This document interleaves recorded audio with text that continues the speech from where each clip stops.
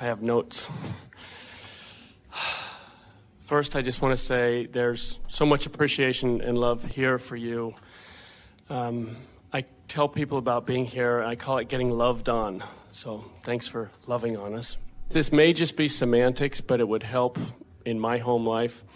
I really enjoy the art or the action or the culmination of making money, of doing deals, of completing business transactions, and I really enjoy the life that we're leading and increasing as far as what the money brings us.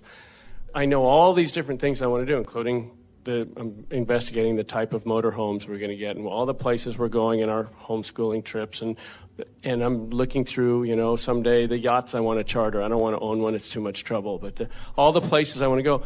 But I don't specifically focus on this as the reason for the money, like this particular one thing. I get a charge out of the flow of thriving of money, but I receive a lot of input about the love of money, the root of all evil, and that you shouldn't want the money, you should want the thing that the money's buying you, and then the money will come.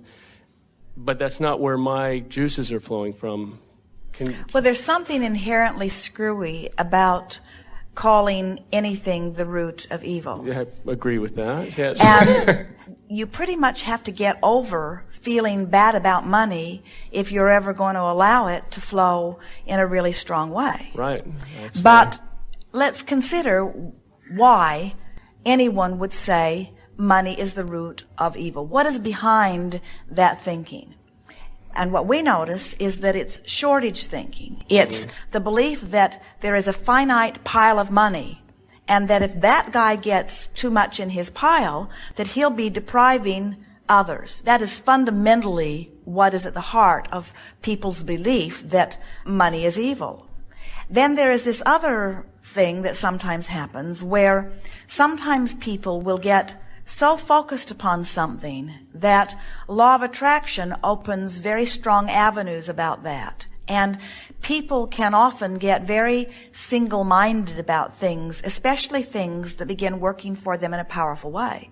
In other words, let's say that you are someone who's focusing on making money, and it's been important to you. And by the way, it started, let's say, because of your love of your family and your desire for them to live a lovely life. Mm-hmm. And that was so active within you, which caused the question to culminate within you so powerfully, that you focused a lot on attracting avenues for money to flow. Mm-hmm. And in doing so, and in your open, good-feeling, positive attitude, you allowed money to begin flowing. And then, as all things, there began to get a momentum going. And so the more you focused, the more it came, and the more it came, the more you focused, and the more you focused, the more it came, and the more it came, the more you focused. Now, it's possible that you could focus upon your love of family and your love of golf and your love of writing and your love of teaching and your appreciation of, and you could use the word appreciation or love interchangeably there, your appreciation of your family, of golf, of money. You could focus upon all of these things, and law of attraction would be tending to all of them simultaneously, tending to all of them evenly. So you could have this wonderful unfolding experience. Or you could be so single-mindedly focused upon dollars that law of attraction is predominantly giving you evidence about that, and then other things in your life could begin to feel neglected. And those neglected people are the ones that coin the phrase greed or workaholic, because they feel deprived of something they want, and they feel jealous of the thing that has the attention that they want. That's where that philosophy gets started. Now, we don't necessarily mean that that's the vibration that is in the heart of the one who's speaking it to you, because a lot of people just pick up things. We would make peace with outrageous abundance. Absolutely. Because there is a vortex that is as wide as you can allow it to be. And there is something to be said, and we have in fact said, that you are more likely to have a pure vibration and attract more abundance if you leave money out of the equation. But it's not because money is evil. It's because most of you have very resistant vibration around the subject of money, because you've heard things like money is the root of all evil. But it isn't because it is the root of all evil that we want you to leave money out of the equation. It's because it messes up your vibration, usually. Right. So we think that most people are healthier in just desiring something and asking the universe to bring it, and the universe can bring it in whatever way the universe wants to bring it. But usually the path of least resistance is through the avenue of money, because economy is so well understood by most of you, you see. Right. There's no right or wrong in that. As I asked the question, I realized it was me getting over anyone else's response to my love of Now that the abundance. was what we were about to say to you. So you are receiving directly. In other words, that's the most important thing. You can't be bothered by anyone else's hang-ups about anything that you're doing. Right. You just got to love them anyway. Right.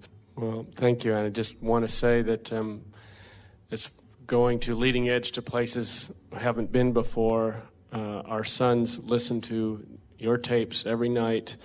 And every time we're out of connection, they make sure we know it. It's pretty interesting lifestyle we're leading there. So sometimes I'm less grateful in the moment than others, but for the most part, there's much love and appreciation. Thank you so much.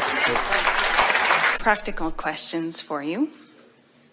We laid a good basis for you just now. You did.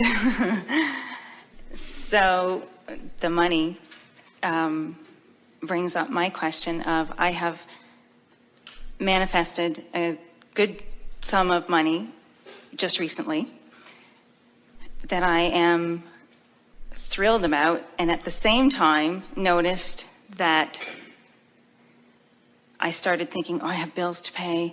What should I do with the money? And I want to continue the flow. I believe that I am unlimited, and yet notice the old thoughts coming up. Well, that pile of money that you have is just symptomatic of more piles that are coming. That's what I believe. And as you spend it in ease, you let the next piles roll in. As you spend it in angst, you slow the next piles up. So that I understand what you're saying, I have gone out and spent some and had a ton of fun. It wasn't a lot of money, but it was just fun.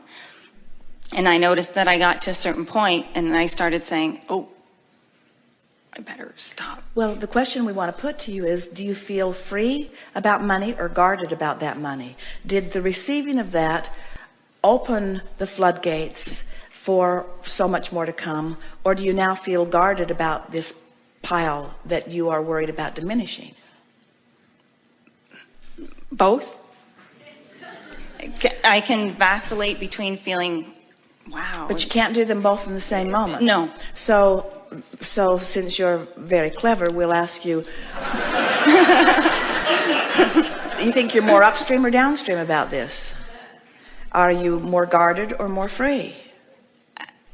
Guarded. Well, I kind of want to say I'm going more and more downstream with the flow. So I'm less guarded than I usually am, but absolutely. I'm still more guarded than I am still free-flowing. Kind of tight-fisted. Like, I don't know if I can trust that there's, and yet the bigger part of me knows that there's more. Well, so here's the interesting thing about this. When money comes to you, you say, I manifested a large amount of money. And when you say, I manifested a large amount of money in a way that's not likely to ever happen to me again, then you feel tight-fisted, because it's right. Like this anomaly happened. And this is why we put it to you in the way we did, that this is just a pile of money that came in the way that it did, but there are more piles of money that are going to come in other ways.